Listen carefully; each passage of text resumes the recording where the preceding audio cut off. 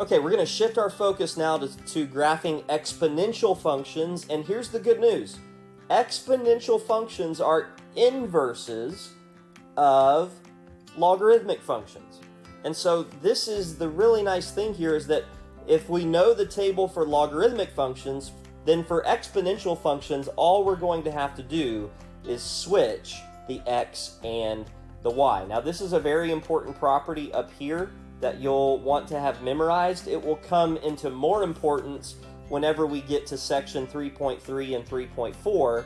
But for now, just know that if you have log base b of y equals x, then what that means is that b raised to the x power, and that's where I get my exponential function from, b to the x is equal to y. So an exponential function is just a function where the variable is in the exponent, hence the name exponential. And so you can see here that we have the same idea for a general table. It's just that now the x coordinates are the ones that remain fixed and the y coordinates are the ones that depend on the base. And so for y equals 2 to the x, our x coordinates would be -2, -1, 0, 1, and 2, and our y coordinates are going to be based on this right here. And so 1 over the base squared is going to be 1/4.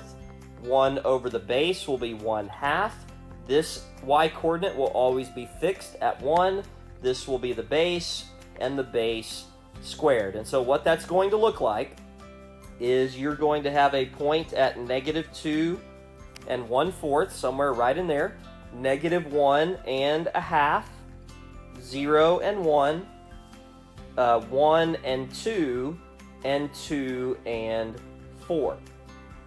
And so this is going to be the graph right here. Notice that this graph does not have a vertical asymptote.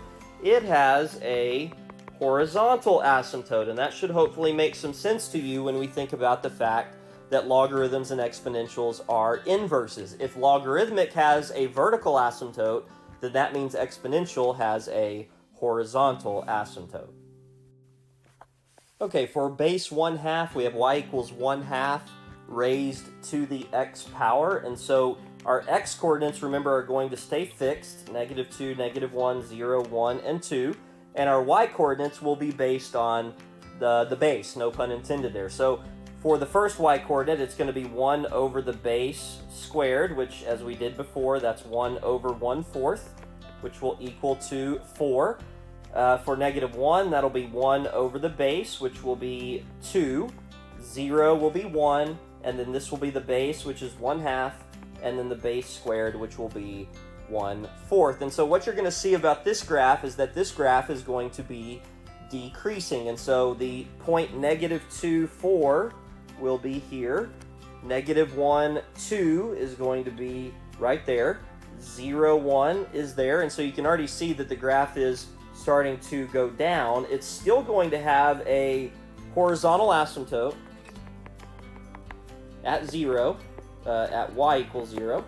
And this time the graph is going to be going down. And the reason for that is that the base is smaller than 1. So whenever your base is smaller than 1, we call that an exponential decay model, or